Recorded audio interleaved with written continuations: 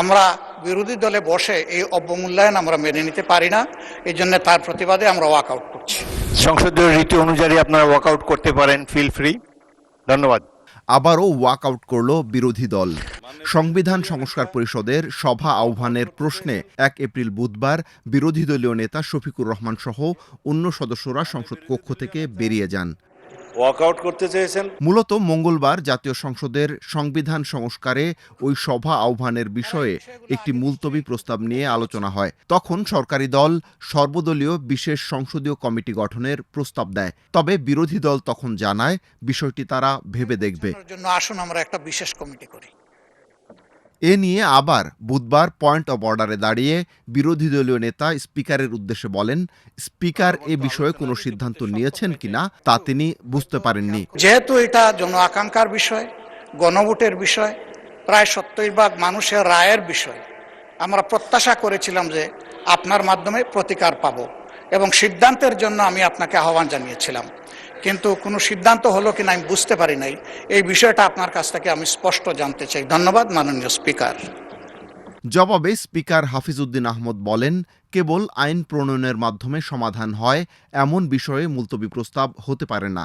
তারপরও বিরোধী দলকে কথা বলার সুযোগ দেওয়া হয়েছিল। এই সম্পর্কিত আরও একটি মুলতবি প্রস্তাবের নোটিশ আজকে আমরা বিবেচনা করব।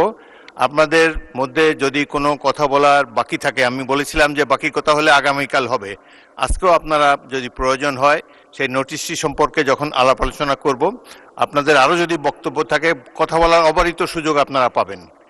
এটি একটি জাতীয় সমস্যা, যত গুরুত্বপূর্ণ বিষয় আছে আমরা আশা করি ট্রেজারি বেঞ্চ এবং বিরোধী দল মিলে খোলাখুলিভাবে কথাবার্তা বলে সংসদে প্রাণবন্ত আলোচনার মাধ্যমে আপনারা সিদ্ধান্ত নেবেন, সেই সুযোগ আপনাদের রয়েছে।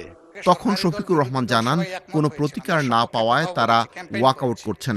আমরা প্রতিকার যে পেলাম না, এটা আমরা না, এটা দেশবাসীর তাদের রায়ের প্রতিফলন হলো না, মূল্যায়ন হলো না। আমরা বিরোধী দলে বসে এই অবমূল্যায়ন আমরা মেনে নিতে পারি না। এই জন্য তার প্রতিবাদে আমরা ওয়াকআউট করছি।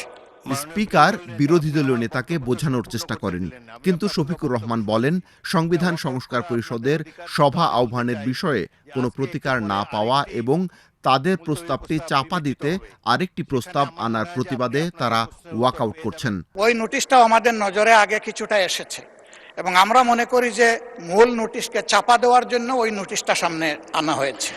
এই জন্য দুইটার প্রতিবাদেই আমরা এই সংসদ থেকে আপাতত মাননীয় বিরোধী দলের নেতা, ধন্যবাদ মাননীয় নোটিশই তো উত্থাপন হয়নি, আপনি কি করে বুঝলেন কোনটা চাপা দেওয়ার জন্য এটা করা হচ্ছে?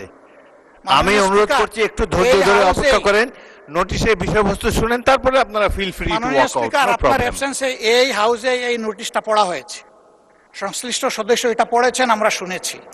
এই জন্য আমরা বুঝে শুনেই বলছি যে এই দুই কারণেই আমরা এখন ওয়াকআউট করছি। আপনাকে ধন্যবাদ। নিশ্চয়ই সংসদীয় রীতি অনুযায়ী আপনারা ওয়াকআউট করতে পারেন, ফিল ফ্রি। ধন্যবাদ। বিরোধী দলের ওয়াকআউটের পরপরই স্বরাষ্ট্রমন্ত্রী সালাহ উদ্দিন আহমদ বলেন, মুলতবি প্রস্তাব উত্থাপিত হবে কিনা তার উপর ভোটাভুটির বিধান রয়েছে। তখন যদি সংসদে ভোটাভুটি হতো তাহলে ওই প্রস্তাব উত্থাপিতই হতো না।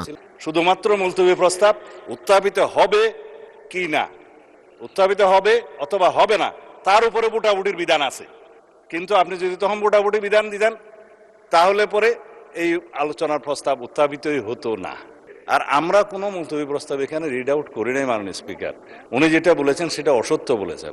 এর আগে প্রশ্নোত্তর পর্বে প্রধানমন্ত্রী তারেক রহমান নানা প্রশ্নের জবাব দেন। তখন জাতীয় নাগরিক পার্টির সংসদ সদস্য আখতার হোসেন জানতে চান, ফ্যামিলি কার্ড ও কৃষক কার্ডের টাকার যোগান দিতে গিয়ে দেশে কোনো মূল্যস্ফীতি হবে কিনা। আমরা তো টাকা ছাপিয়ে দিচ্ছি না, আমরা যেহেতু টাকা ছাপিয়ে দিচ্ছি না কাজে মূল্যস্ফীতি হবে না।